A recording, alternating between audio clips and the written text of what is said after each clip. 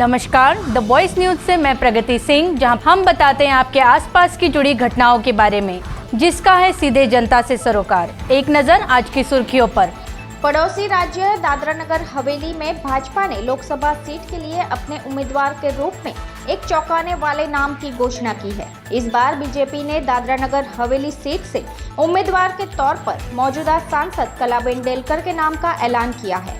उपचुनाव में कलाबेन ने उद्धव ठाकरे के शिवसेना सांसद के तौर पर भारी बढ़त के साथ यह सीट जीती थी। हालांकि जैसे ही उनके नाम की घोषणा शिवसेना नहीं बल्कि बीजेपी के उम्मीदवार के रूप में हुई, इलाके की राजनीति में हलचल मच गई।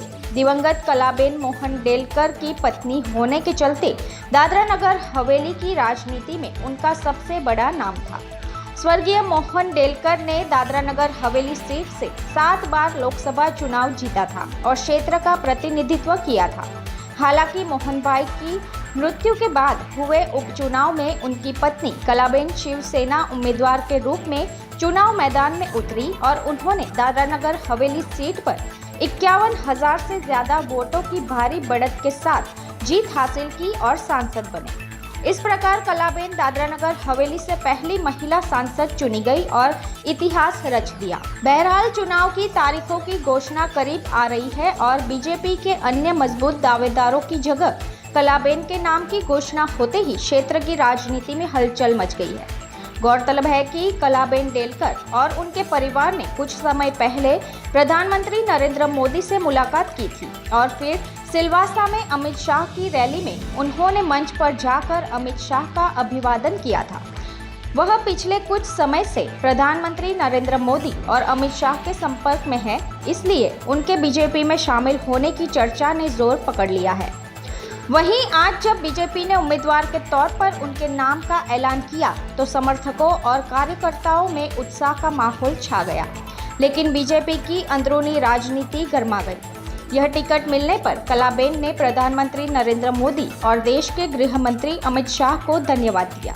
साथ ही अपने ऊपर किए गए भरोसे पर खरा उतरने के लिए उन्होंने विश्वास जताया कि इस बार भी वह इस सीट से भारी बढ़त के साथ जीत हासिल करेगी।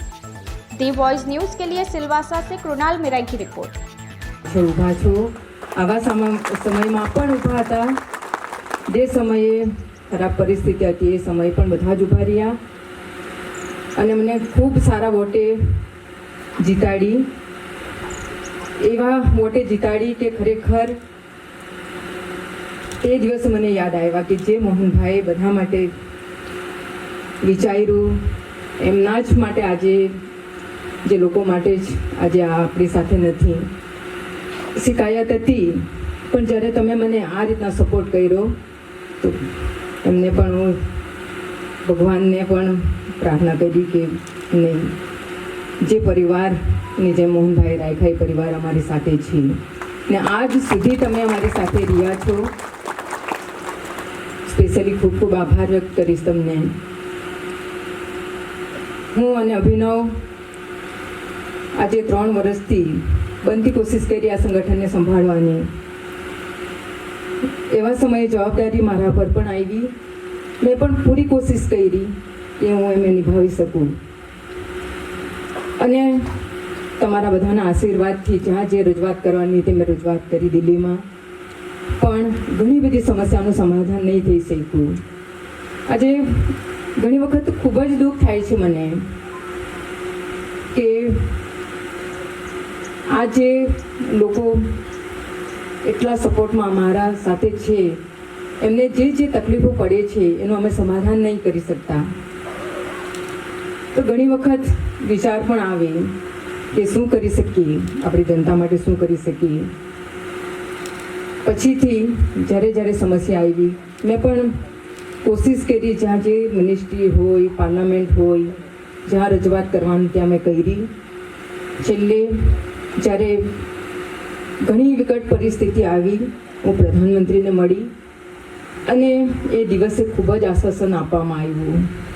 ફર્સ્ટ મુલાકાત હતી અને જ્યારે મેં મારી પરિસ્થિતિનું એમને સમક્ષ મેં રાખી, ખરેખર એક મને ગુજરાતની દીકરી તરીકે એમણે જે આશ્વાસન આપવામાં આવ્યું એમનો ખૂબ ખૂબ આભાર વ્યક્ત કરીશ.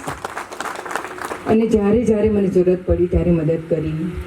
ને આજે ખૂબ જ વિશ્વાસ રાખીને મને ટિકિટ આપી છે, બીજેપીમાંથી લડવાની ટિકિટ આપી છે. તો જરૂર આપ બધાનો જ સહકાર ને સહયોગથી આપણે જે મહેનત પાછલા સમયમાં કરેલી એના કરતાં પણ વધારે મહેનત કરીને આપણે આ સીટ જીતાડીને આપણું ભવિષ્ય નક્કી કરીશું. એટલે હું તો ખાસ બધા જ આપણા ભાઈઓ બહેનોને વિનંતી કરીશ, તમે મુખ્ય કાર્યકર્તા છો, લોકો ઘણા નારાજ છે, મને ખબર છે. ખાસ કરીને આદિવાસી વિસ્તારોમાં નારાજગી વધારે છે કે આટલું નુકસાન પ્રદેશમાં થવા પછીથી આપણે શું કરીએ. એ બધું સમજાવવાની જવાબદારી આપણી છે. બધા જ સમય ખરાબ નહીં હોય, સારો સમય હોય નીકળી જાય, ખરાબ સમય આવે, ખરાબ સમય પણ નીકળી જશે ને સારો સમય આવશે. મને ખબર છે આજે રસ્તા, પાણી, લાઇટથી માંડીને આજે સ્ટુડન્ટ્સની પણ કેટલી મોટી સમસ્યાઓ છે. આજે નાના નાના બચ્ચાઓને જ્યારે એ પર બેસવું પડે તો ખરેખર એક ખૂબ જ કમનસીબની વાત કહેવામાં આવે. આટલા વર્ષોથી કોઈ દિવસ બચ્ચા લોકોને આ રીતના રસ્તા પર નહીં આવવા પડ્યું, પણ આજે હડતાલ પર ઉતરવું પડે તો બહુ જ ખરાબ મને પણ લાગી. જ્યાં જ્યાં મેં પરિસ્થિતિ જ્યાં સ્ટુડન્ટ્સની હતી, શિક્ષા માટે હોય, સ્વાસ્થ્ય માટે હોય, લોકોના કામો માટે હોય, ત્યાં રસ્તા, પાણી, લાઇટથી લઈને બધી જ એ સમસ્યા આજે પ્રદેશમાં એકદમ વધી ગઈ. એ બધી સમસ્યા માટે મેં રજૂઆત કરી જ હતી, પણ અમુક સંજોગવશાત આપણે આ કામ અટક્યા છે, યા કરી નહીં શક્યા હોય, યા કરવા નહીં દીધા હોય, એવું પણ બની શકે.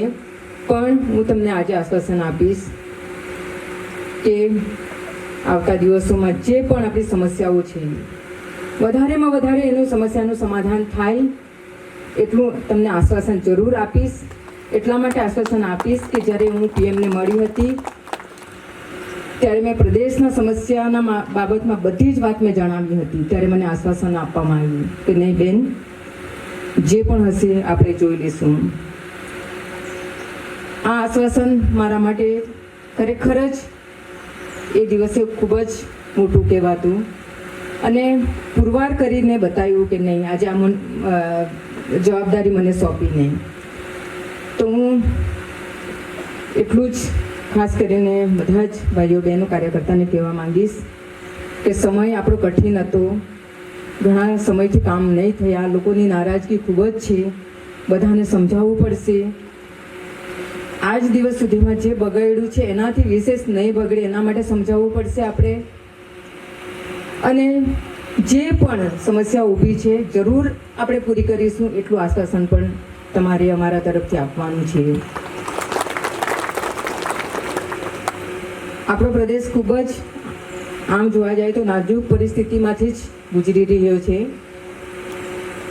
મોહનભાઈના લીડરશિપમાં કોઈ દિવસ દુઃખ તકલીફ શું હતી તે કોઈને ખબર ન હતી, પણ હવે પછીથી બધા એકજૂટ થઈને, આ એક સમય એવો આવ્યો છે એકજૂટ થઈને એક સાથે મળીને, અભિનવે પણ વાત કરી છે તેમ આપણે જોડાયા છે બીજેપીમાં, બીજેપીથી આપણને ટિકિટ મળી છે. એમને સાથે પણ હળી મળીને આપણે પ્રદેશનો વિકાસ થાય, આવતા દિવસોમાં આપણા બચ્ચાઓનું ભવિષ્ય, આપણું ભવિષ્ય ઉજ્જવળ બને એ દિશામાં જરૂર આપણે કામ કરીશું, હળી મળીને કામ કરીશું. એટલું હું તમને કહેવા માંગુ છું. અને છેલ્લે બધા જ તમે આવ્યા, ગુજરી ચૂક્યા છે એ સમયમાં બધા અહીંયા જે ઉપસ્થિત છે એક તાકાત બનીને અમારા સાથે બધા ઉભા રહેલા હતા. આવા સમયમાં પહેલાં તો હું બધાનો, તમામ લોકોનો જે વિશ્વાસ રાખ્યો મારા પર આજે પણ રાખતા છે, તે હું આશા રાખું કે ભવિષ્યમાં પણ રાખ્યા. એવા તમામ મારા કાર્યકર્તા, મારા લોકો, તમામને હું તો પહેલાં હું આભાર માનીશ. તમામના જે હિંમત રાખીને અમારા સાથે ઉભા રહેલા હતા.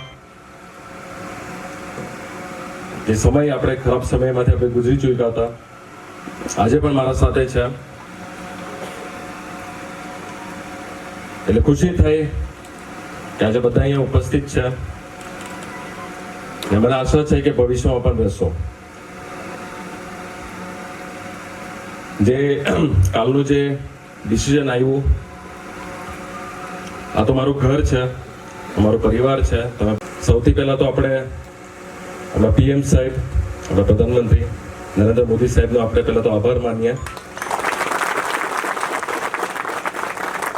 એમને આપણા પર વિશ્વાસ રાખ્યો. એમને પણ જોયું કે પરિવાર કેવો, કે પછી આપણા લીડર મારા પિતાજી મોહનભાઈનું નામ લેવો. પાછું કહીશ, એમનું જે નામ હતું તે ફક્ત ને ફક્ત એક જ કારણ છે, તે આપણા કાર્યકર્તા. તે કાર્યકર્તાની તાકાત આપણે દિલ્હી સુધી બતાવી. એમને પણ થયું કે સંગઠન તો હોવું જોઈએ, તો આવું હોવું જોઈએ. એટલે એમને પણ આપણા પર વિશ્વાસ રાખ્યો. એના કરતા વિશેષ આપણને એમના પર વિશ્વાસ છે કે જે પરિસ્થિતિમાં આપણે પ્રદેશ જઈ રહ્યું છે, પણ આ વખતે ડાયરેક્ટ એમના સાથે સંપર્કમાં રહીને પ્રદેશના જેટલા પણ કામો હશે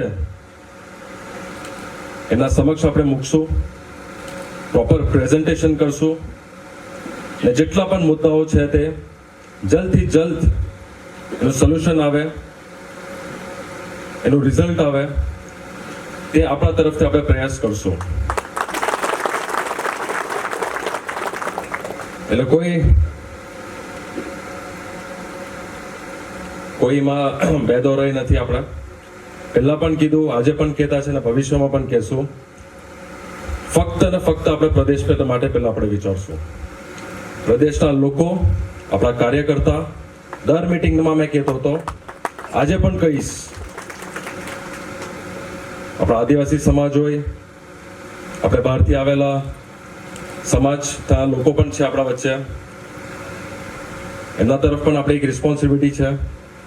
આપણા સમાજ, આદિવાસી સમાજ માટે પણ પહેલા આપણે વિચારવાનું છે. ઘણી બધી તકલીફો વધી ગઈ છે, એનું સોલ્યુશન આપણે લાવવાનું છે. એટલે દરેક કાર્યકર્તા એ મગજમાં હવે ગાંઠ મારી દે કે હવે નવો પડાવ આપણો ચાલુ થયો છે, નવી શરૂઆત ચાલુ થઈ છે. તો કોઈ આપણે ઘરે બેસવાની જરૂરત નથી. હવે જિમ્મેદારી વધી ગઈ છે. કાલ સુધી તો આપણે કહેતા હતા કે આપણે વાત મૂકી છે, હવે એ આપણે એ વસ્તુ નહીં કહી શકીએ. હવે આપણે એ વસ્તુ રિઝલ્ટ નહીં આવે ત્યાર સુધી આપણે ઘરે નથી બેસવાના.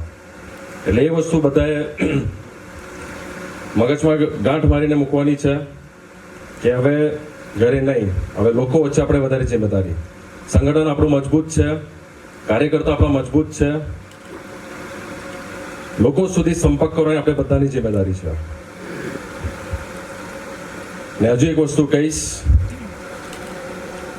લોકો માટે તો આપણે બધા વિચારવાના જ છે, પણ કાર્યકર્તા અને સંગઠન માટે મારા પર છોડો અને મમ્મી પર છોડો.